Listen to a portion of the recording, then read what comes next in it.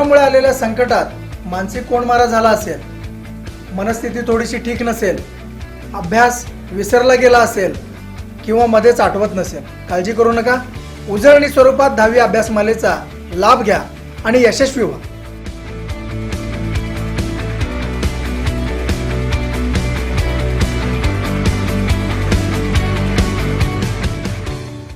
नमस्कार, मी SR माने सरकारी माध्यमिक विद्यालय नवन्याळ चिकोडी तालुका आपल्यासाठी मराठी विषय 10वीच्या विद्यार्थ्यांना मार्गदर्शन करण्यासाठी आलेलो आहे.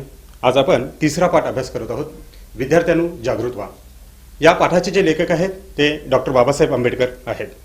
चला तर आपण डॉक्टर बाबासाहेब आंबेडकरांच्या विषयी माहिती घेऊया.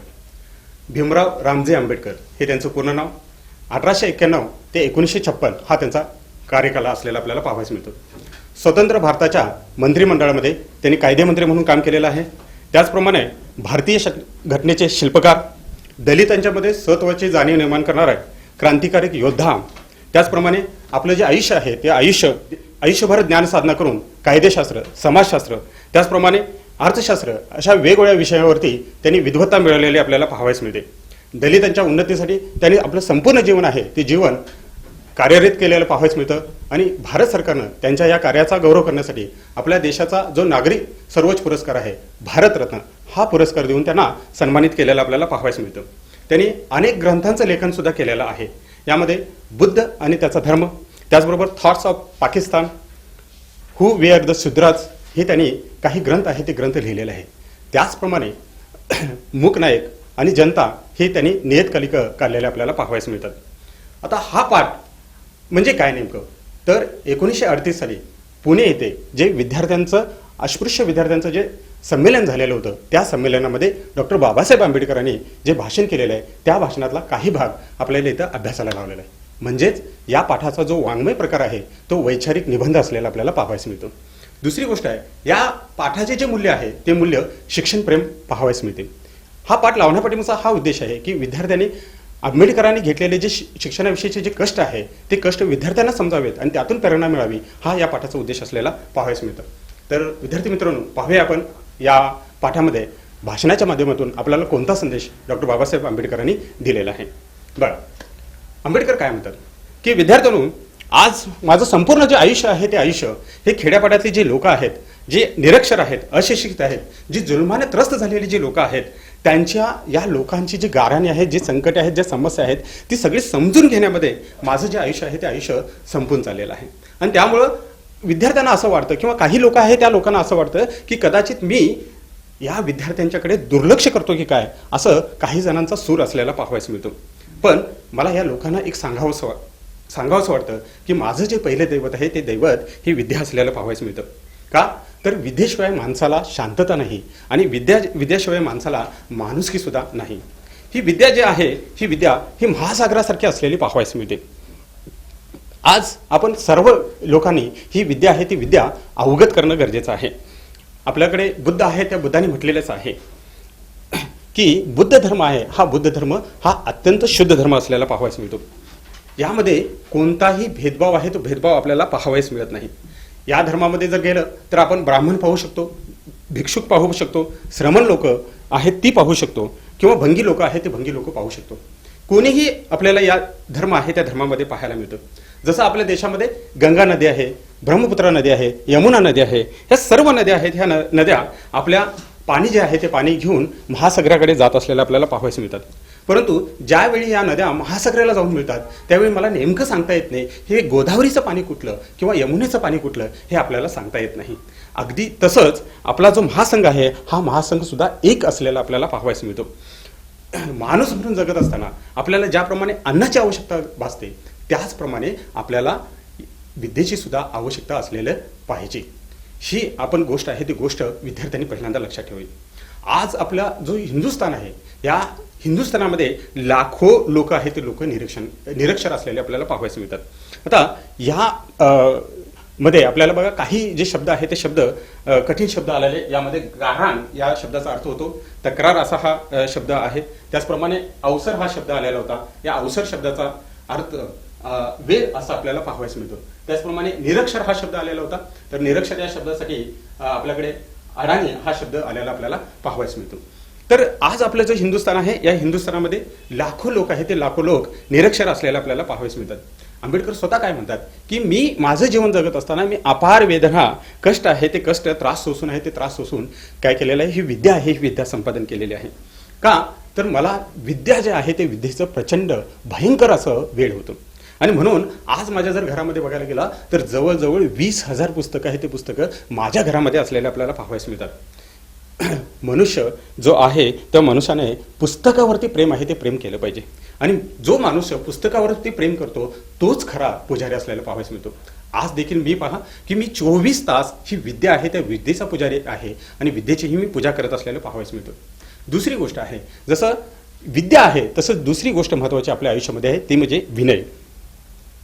बघा, मी माझ्या आयुष्यामध्ये कधीही कोणाकडे याचना केलेली नाही. माझं ध्येय असं होतं की माझं पोट आहे ते पोट भरलं पाहिजे आणि माझी जी लोकं आहेत त्या लोकांची सेवा करता आली पाहिजे. आणि त्यासाठी मी काय केलं की पोयवाडीच्या नाक्यावर असताना मी 18 नंबरच्या खोलीमध्ये आणि 50 नंबरच्या खोलीमध्ये आहे त्या खोलीमध्ये राहत असताना मी कन्याभात खाला. प्रसंगी मी कन्याभात आहे ते कन्याभात खाली, पण समाजसेवा आहे ती समाजसेवा कार्यरत ठेवली. त्यावेळी मला मोठ्या पगाराच्या नोकऱ्या आल्या, पण मी त्याकडे कधीही वळलो नाही. आता यानंतर म्हणतात त्यांनी, आंबेडकर काय म्हणतात का बघा की तसेच आपल्याकडे आत्मविश्वास ही दुसरी दैवी शक्ती आहे. ते काय म्हणतात की मी जे करतो ते होतच असं त्यांची ठाम समजूत आहे. आणि त्यामुळं ते काय म्हणतात की मी हे का म्हणतो तर ते मी आत्मविश्वास आहे त्या आत्मविश्वासाच्या बळावर म्हणतो. मला या गोष्टीमध्ये अजिबात घमेंड नाही. घमेंड या शब्दाचा अर्थ बघा की घमेंड या शब्दाचा अर्थ गर्व या अर्थानं तो शब्द आहे, तो शब्द आलेला आपल्याला पाहावयास मिळतो. कारण त्यांनी काय म्हणतात की मी मुंबईच्या डिपार्टमेंट चाळ आहे त्या डिपार्टमेंट चाळीमध्ये राहत होतो. अगदी 10 बाय रुंद 10 बाय लांब अशा छोट्याशा खोलीमध्ये मी, माझे आई वडील, माझं भाऊ बहीण आणि संपूर्ण कुटुंब आहे ते कुटुंब त्या चाळीमध्ये आहे ते चाळीमध्ये राहत होतो. त्यावेळी मी 1 पैशाच्या घासलेटच्या दिव्यावरती मी अभ्यास केलेला आहे आणि त्यावेळी मी अनेक संकटांना तोंड दिलो, ते केवळ आणि केवळ आत्मविश्वासाच्या जोरावरच. इंग्लंडमध्ये असताना ज्या अभ्यासक्रमाला 8 वर्ष लागतात तो अभ्यासक्रम मी 2 वर्ष 3 महिन्यामध्ये पूर्ण केलेला आहे. हा अभ्यासक्रम आहे तो अभ्यासक्रम पूर्ण करत असताना मी त्या कालखंडामध्ये 24 तासापैकी जवळजवळ 21 तास मी हा अभ्यास आहे तो अभ्यास करत होतो. आजही माझी वयाची 40 ओलांडून गेलेले आहे आणि असं असताना सुद्धा मी जवळजवळ 18 तास खुर्चीमध्ये बसून अभ्यास करतो. मला या वयामध्ये सुद्धा कुठल्याही तपकिरीची किंवा सिगारेटची अजिबात आवश्यकता भासत नाही. म्हणूनच मी काय म्हणतो की दीर्घोद्योग आणि कष्ट आहे, ह्या कष्ट करण्यानेच आपल्याला यशप्राप्ती आहे ते यशप्राप्ती होते. यामध्ये आता शब्द आलेला होता बघा, दीर्घोद्योग, याचा अर्थ सतत काम करणे. तर विद्येबरोबर आमच्यामध्ये शील आहे ते शील पाहिजे. शिलाशिवाय विद्या आहे ही विद्या फुकाची आहे. आंबेडकर काय म्हणतात की मी माझ्या आयुष्यामध्ये कोणाचीही फसवणूक केलेली नाही. मी आत्मसिद्धीसाठी कधीही पाप केलेलं नाही. आत्मसिद्धी या शब्दाचा अर्थ बघा की स्वार्थासाठी कधीही मी पाप केलेलं नाही. ते काय म्हणतात की मी विलायतेमध्ये शिक्षणासाठी गेलो, पण शिक्षणासाठी गेल्यानंतर मी तिथं कोणत्याही प्रकारचं व्यसन आहे ते व्यसन केलेलं नाही. ते काय म्हणतात की विद्या जे आहे ती विद्या एक शस्त्राप्रमाणे आहे. जर आपल्याजवळ विद्येचं जर शस्त्र असेल आणि तो माणूस जर आहे तो माणूस शिलवान असेल तर तो काय करेल, त्या जोगे एखाद्याचं संरक्षण आहे ते संरक्षण करेल. परंतु त्या माणसाजवळ जर सील नसेल तर तो माणूस एखाद्याचा काय करेल, घात सुद्धा करेल. आणि म्हणून ते काय म्हणतात की विद्या जी आहे ही विद्या तलवारीसारखी असलेले आपल्याला पाहावयास मिळतं आणि तिचे जे महत्त्व आहे ते महत्त्व ती व्यक्ती धारण कसे करते त्यावर अवलंबून असलेलं आपल्याला पाहावयास मिळते. कारण अडाणी माणूस आहे तो अडाणी माणूस कोणालाही फसवू शकत नाही. पण शिकले सवरलेल्या लोकांच्या ठिकाणी कसे फसवावे, कोणास कसे फसवावे याला लागणारा जो युक्तिवाद आहे तो युक्तिवाद त्यांच्याकडे असतो.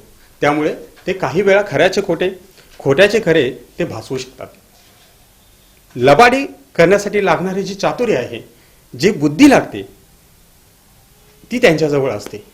परंतु चातुर्य आणि बुद्धी याला जर सदाचाराची जोड मिळाली तर तो लबाडी किंवा फसवणूक करू शकणार नाही.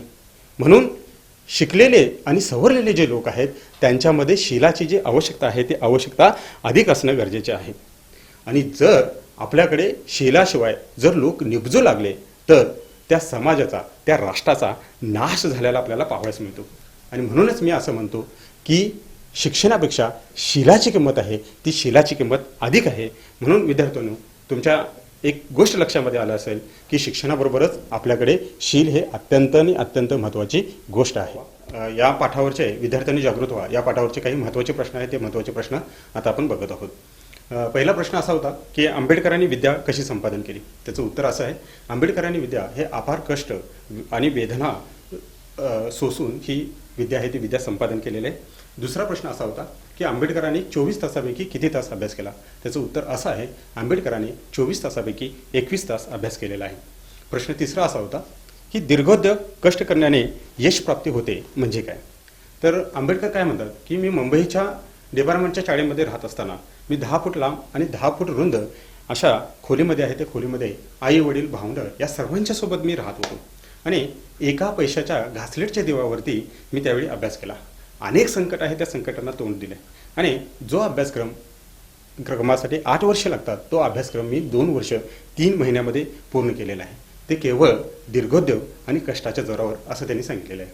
त्यानंतर या पाठावरचा पुढचा महत्त्वाचा प्रश्न आहे, तो पुढचा महत्त्वाचा प्रश्न होता की विद्या, विनय, आत्मविश्वास व शील यांना आंबेडकरांच्या जीवनात कोणते स्थान आहे.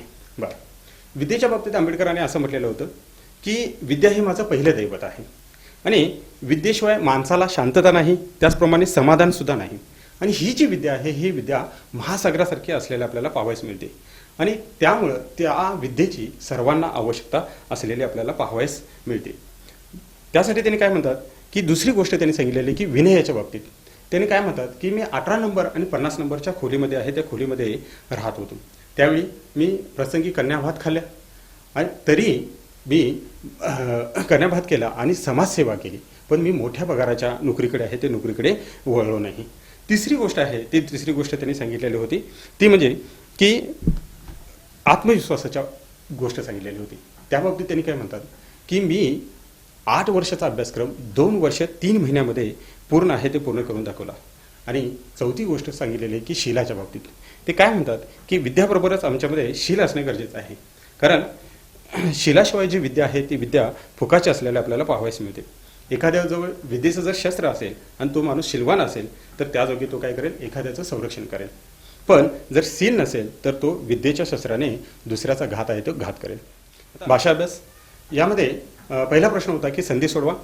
उदाहरणार्थ त्यामध्ये पहिलं वाक्य आलेलं होतं सदाचार, तर सत अधिक आचार व्यंजन संधी. त्यानंतर दुसरा शब्द आलेला होता की निरक्षर, नि विसर्ग अधिक अक्षर. त्यानंतर अलंकार आलेले होते, त्यामधला एक विद्या ही महासागरासारखी आहे उपमा अलंकार आणि विद्या हे शस्त्र आहे रूपक अलंकार. त्याचप्रमाणे समास आलेले होते, त्यामधला एक महासागर, महान असा सागर, कर्मधारय समास आणि आत्मसिद्धी, स्वतःहून केलेली सिद्धी, पंचमी तत्पुरुष समास. धन्यवाद.